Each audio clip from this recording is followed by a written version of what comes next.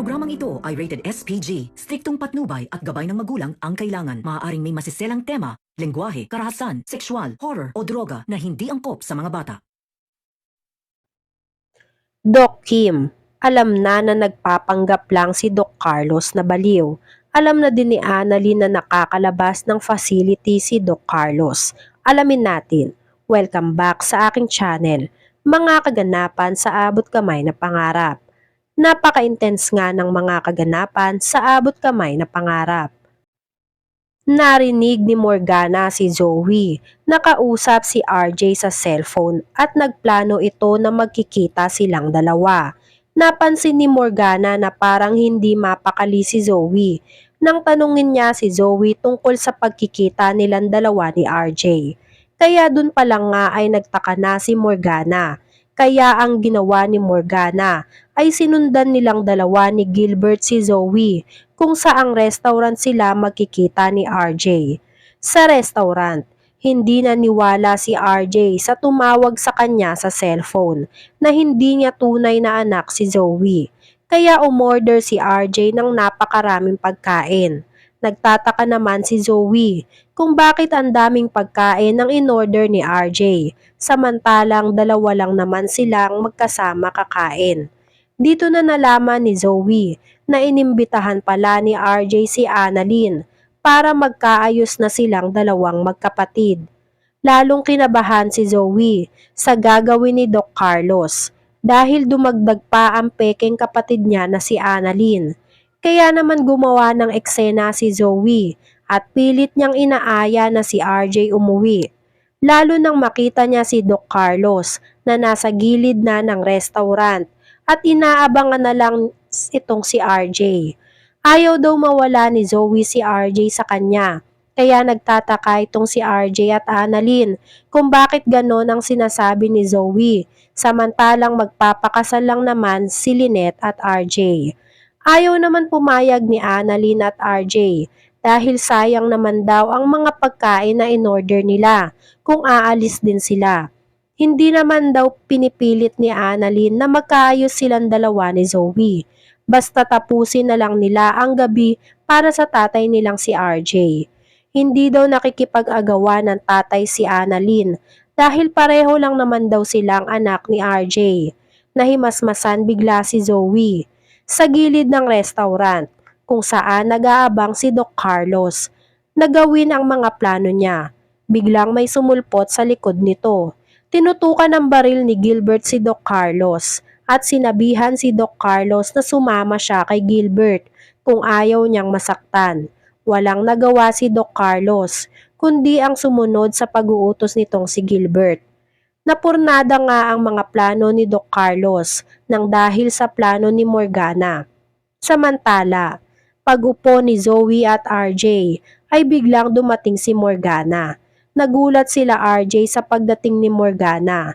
Nagpalusot si Morgana na nagkataon lang daw na dun din siya sa mismong restaurant na yon nagpunta at hindi daw niya sinundan si Zoe. Nagalit si Zoe na hindi din naman daw niya inimbita si Annalyn pero nandun siya kasama sa dinner nilang dalawa sana ni RJ. At dahil nagpalusot lang si Morgana para magpakita talaga kay Zoe na huwag siyang mag-alala dahil nagawa na niya ng paraan na hindi siya guluhin ni Doc Carlos. Umalis na si Morgana dahil ayaw din naman siyang kasama nila Annalyn na kumain ng dinner. Sinundan ni Zoe si Morgana. Hanggang makalabas sila ay nagtanong si Zoe kung ano ang ginawa ni Morgana sa restaurant kung nasaan sila. Nagsabi si Morgana na pinigil niya ang masamang plano ni Doc Carlos dahil alam daw ni Morgana na masasaktan si Zoe kung sakaling may mangyaring masama sa tatay niyang si Robert. Kaya pinadukot na daw ni Morgana kay Gilbert si Doc Carlos. Laking pasasalamat ni Zoe sa ginawa ni Morgana dahil ayaw daw talaga ni Zoe mawala sa buhay niya itong si RJ. Naiwan si Annalyn at RJ at sinimulan na nilang kumain kahit wala pa si Zoe. Kinabukasan, tatlo naman sila nila Lynette ang nag-dinner date. Excited na si RJ sa nalalapit na kasal nila ni Lynette. Pinaalala ni RJ na 2 araw na lang ay ikakasal na silang dalawa nitong si Lynette. Kaya hindi na daw makapag-antay pa si RJ. Nagtanong si RJ kay Annalyn kung may date na daw ba si Annalyn sa kasal nila ni Lynette at RJ. Agad namang sumagot si Annalyn na wala daw siyang kadate. Sinuggest ni RJ si Doc Kim dahil sabi daw sa Apex ay crush daw ito ni Annalyn. Pero agad din naman kinontra ni Annalyn ang sinabi ng tatay niyang si RJ. Kaya nagsabi si Annalyn na hindi niya daw crush si Doc Kim at napag-utusan lang daw siya na itour si Doc Kim sa ospital. Nagsabi si RJ na wala namang masama kung kaibigan lang ni Annalyn si Doc Kim. Ang mahalaga daw ay magka-partner silang dalawa sa kasal ni Lynette at RJ. Sa Apex, umamin na nga si Doc Kim kay Annalyn na bet niya daw itong si Annalyn. Nagimbal naman si Annalyn sa pagtatapat ni Doc Kim sa nararamdaman nito para sa kanya. Pero iba pala ang meaning nitong si Doc Kim. Gaya nga ng sinabing meaning nitong sila Doc Joy dito kay Doc Kim.